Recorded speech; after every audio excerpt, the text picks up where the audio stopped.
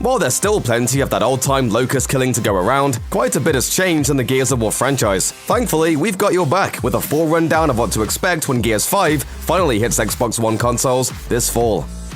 Gears 5 drops on September 10th for Xbox One and PC. Whatever bloodbath ends up happening on screen while Kate and her boys go all out on some Locust is nothing compared to the explosions of titles Gears 5 will be releasing alongside. Catherine, Full Body, Monster Hunter World, Iceborne, NBA 2K20, and Pro Evolution Soccer 2020 all hit within a week prior. Borderlands 3 and Daemon X Machina both hit Friday that same week. The next week is RPG remake Armageddon, with Link's Awakening, the Ni no Kuni remaster on Switch, and the Baldur's Gate 1 and 2 enhanced editions dropping within days of each other. Shut up and take my money! Still, and this cannot be emphasized enough here, people, only one of these games lets you kill big lumpy dudes with a gun attached to a chainsaw while curb stomping another one in a pulpy mess. We're about 50-50, that's not a thing that happens in a Studio Ghibli game. There's 4 main games and a spin-off in the Gears franchise, and it's more intricate than you'd expect from a series with enough armor to invade a small country. But the nutshell version is that humanity settled on a planet called Serra, which goes to hell when a subterranean humanoid species dubbed the Locust crawls up and makes mincemeat out of our species. Refusing to take this lying down, humanity unleashes court-martialed soldier Marcus Phoenix on the Horde. He, along with his infantry buddies, the titular Gears, take the fight to the Locust with extreme prejudice, eventually taking down their hive leaders, including a strangely human-looking Locust Queen. Feel that? That's from Dom.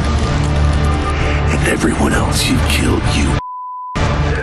Fast forward 25 years and things on Serra seem to have settled down, despite the fact that Marcus's son JD and his buddies Kate Diaz and Del Walker have a habit of annoying humanity's current government by choosing to live as exiles. Things get hairy again when they find out that the Locust didn't exactly die out 25 years ago, but underwent a sort of voluntary evolution that turned them into a newer, deadlier form called the Swarm. JD, with an assist from grizzled dear old dad, manages to find the Swarm's source of knowledge. Kate's mother Raina forcibly plugged into the hive mind. After giving her the merciful death she deserves, Kate discovers she may have a deeper, more disturbing connection with the Swarm.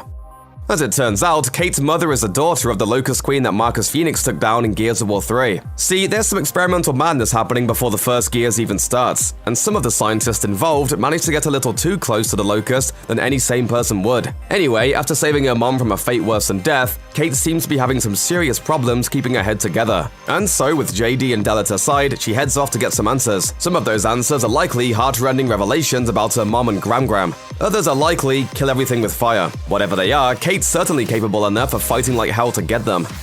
Gears 5 isn't just stomping into brand new rock'em sock'em story territory and character development, it's also mixing things up in the gameplay department. For starters, full 3-player co-op is finally a thing this time around, so Kate and her whole squad are playable by actual humans. Plus, there seems to be a renewed focus on accessibility for less hardcore players. Gameplay is being tuned for a heavier focus on finding and destroying enemies' weak points, which should mitigate a bit of the bullet spongy nature of a lot of the enemies. And if we're talking new modes, that's a whole different story. The new belle of the ball is a mode called Escape. The lowdown is that you play as a whole new squad of characters whose mission is specifically to get captured by the Swarm, fight their way through a slew of the ugly suckers, plant a bomb deep in the hive, and escape before the bomb goes off. The whole thing has a very Left 4 Dead vibe from the trailers, and that could be just a shot in the arm that Gears multiplayer needed. Obviously, you can just buy the standard game if you want, nothing special there. Though if you play the game in its first week, you get that Terminator Dark Fate character pack they were talking about during E3. If this means we get Linda Hamilton with a chainsaw gun, we're already looking at a Game of the Year candidate, sight unseen.